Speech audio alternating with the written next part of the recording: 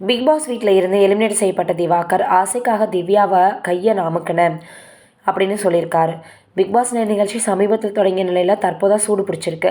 Big Boss season 9 நிகழ்ச்சியில் எப்போதும் இல்லாத அளவிற்கு சமூக வலைதள போட்டியாளர்கள் அதிகம் கலந்துட்டுருக்காங்க. இதில் வாட்டர்மெலன் ஸ்டார் திவாகரும் கலந்துட்டுருக்கார். அடிப்படையில் மருத்துவரான திவாகர் சமூக வலைதளங்களில் ரீல்ஸ் செய்வதன் மூலம் பிரபலமானார். ஏன்னா கிண்டல்கள் விமர்சனங்கள் வந்தாலும் எதையும் கண்டுகொள்ளாமல் ரீல்ஸ் செய்கிறாரு. அதற்கப்புறமாக திவாகர் பிரபலமாக காரணமே சூர்யா ரீல்ஸ் தான். அதாவது கஜினி திரைப்படத்தில் சூர்யா அசுரன் சாலையில் உள்ள கடையில் தர்பூசணி சாப்பிட்டிருப்பார். அப்போது அவர் கீழ் வேலை பார்க்கும் ஊழியர்கள் அவரை பார்த்தும் சல்யூட் அடிப்பாங்க. அதற்கு சூர்யா அசீனுக்கு தெரியாமல் தர்பூசணி சாப்பிட்டபடியே அவர்களை போக சொல்வார். அந்த சீனை திவாகர் ரீல்ஸாக செய்தார். இந்த ரீல்ஸ் கடும் ட்ரோல் செய்யப்பட்ட வந்த நிலையில் திவாகரும் பிரபலமானார். பல சர்ச்சை கருத்துக்களையும் சொல்லி வந்தாங்க.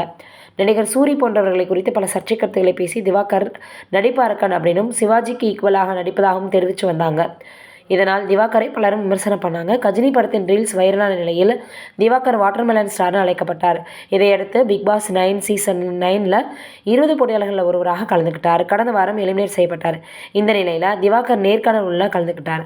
அப்போது தொகுப்பாளர் ஒரு டாஸ்கின் போது திவ்யா உங்களுக்கு கை கொடுத்தாரு, அப்போது நீங்கள் கையை அமுக்குனீங்க, அது ஏன்னு கேட்கும்போது ஆசைக்காக தான் அப்படின்னு சொல்லியிருக்கிறாராம். அந்த விஷயம் இப்போ சமூக வலைதளங்களில் ரொம்பவே வைரலாக பரவி வந்துட்டுருக்கு. நான் ஜாலிக்காக தான் செஞ்சேன். திவ்யாவுடன் கடைசி வரை க்ளோஸாக இருந்தேன். சாண்ட்ரா அக்காவுக்கு என்னை ரொம்பவே பிடிக்கும். முதல்ல கனியோட இருந்தோம், க்ளோஸாக இருந்தோம். போக போக குரூப்பிசம் ஆனதும் எனக்கு பிடிக்கல அப்படின்னு சொல்லியிருந்தார். அந்த விஷயம் இப்போ சமூக வலைதளங்களில் வைரலாகி வருது. அதோட சமீபத்தில் கூட இவர் 3 பெண்களுக்கு மேலே திருமணம் பண்ணியிருக்கிறார் அப்படின்ற புகைப்படங்கள் கூட வெளியாகி இருந்தது. அது நானே நிச்சயமாக திருமணமே பண்ணிக்கலாம். யாராவது இனிமேல் என்னை பற்றி இந்த மாதிரி அவதூறு பேசுகிற மாதிரி செய்திகளை பரப்புனா நிச்சயமாக அவங்க மேலே சட்டப்படி நடவடிக்கை எடுக்கப்படும் அப்படின்னு இப்போ அவர் சொல்லியிருக்காரு. அந்த விஷயந்தான் சமூக வலைதளங்களில் இப்போ வைரலாக பரவி வந்துட்டுருக்கு. நீங்கள் என்ன நினைக்கிறீங்க இதை பற்றி அப்படின்றத மறக்காமல் கீழே இருக்கக்கூடிய கமெண்ட்டில் சொல்லுங்கள்.